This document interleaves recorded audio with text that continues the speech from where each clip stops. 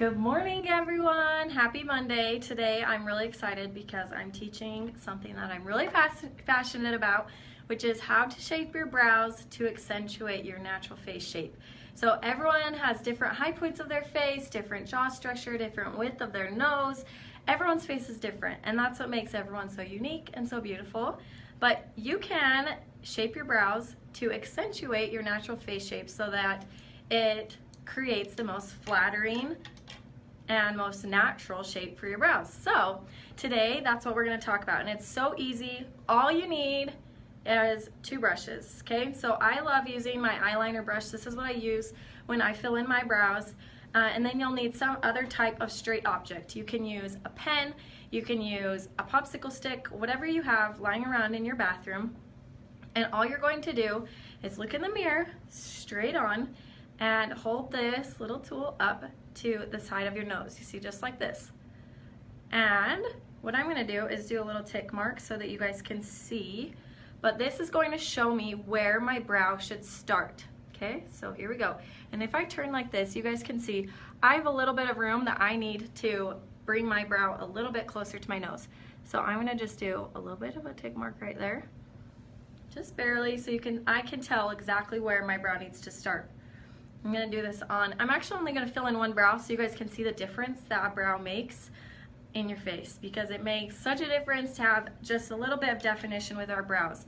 Okay, the next thing I'm gonna do is hold this at an angle out about 2/3 down my brow, and this is going to show my high point, where my arch should be, the middle of my high point. And I'm gonna do just a little tick mark right where that was, right there. So that's my high point. Can you guys tell where that is?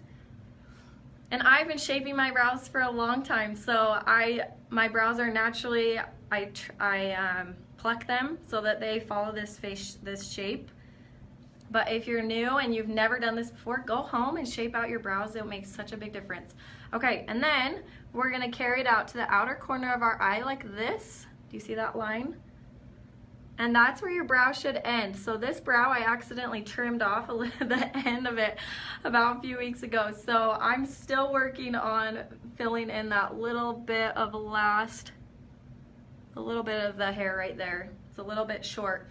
So this is where my brow should start, where the high point should be, and where my brow should end. Should be an angle from the outer corner of my eye up into my brow.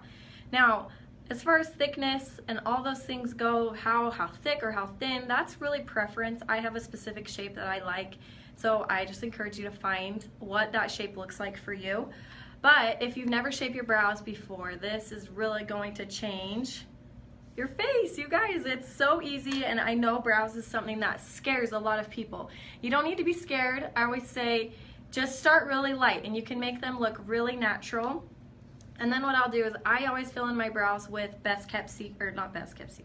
multitasker, dark multitasker. And this color really matches my skin tone well, and my hair is really dark, as you guys can see. So this is the perfect match for me. And I'll use my angled brush, and I just get the tiniest amount. And mine, I apply dry. So one tip that I have is if you don't have a lot of hair, you guys can see, I have quite a bit of hair on my eyebrows, just natural hair. If you are really thin, thinning out in your brows, you don't have a lot of hair, I encourage people to do this with a wet brush or damp. So use your misting spray, get it a little bit damp, and then apply your multitasker or brow filler, whether you use your foundation color, whatever you're using, and apply a little damp, and that will help to get it to stay on a little bit better. But for me, I apply dry. And sometimes I do have some fallout, so I'll clean that up afterwards. But what I do, and I'm going to try to do this in my phone so you guys can see it, is I will just lightly fill in my brow. And what I recommend is following the natural stroke pattern of how your brows grow. So towards your nose, you guys can see my hair goes up and down right here. And so when I'm close to my nose, we'll go like this, up and down, and then as my brow grows out, my hair grows out. So it kind of fans this way and then down. So follow that natural pattern just like this.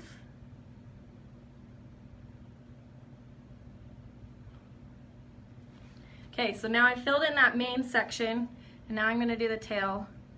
And this is a lot harder to do in my phone than I expected, but here we go. You up close and personal. You guys can see where my brow is supposed to end, right around here.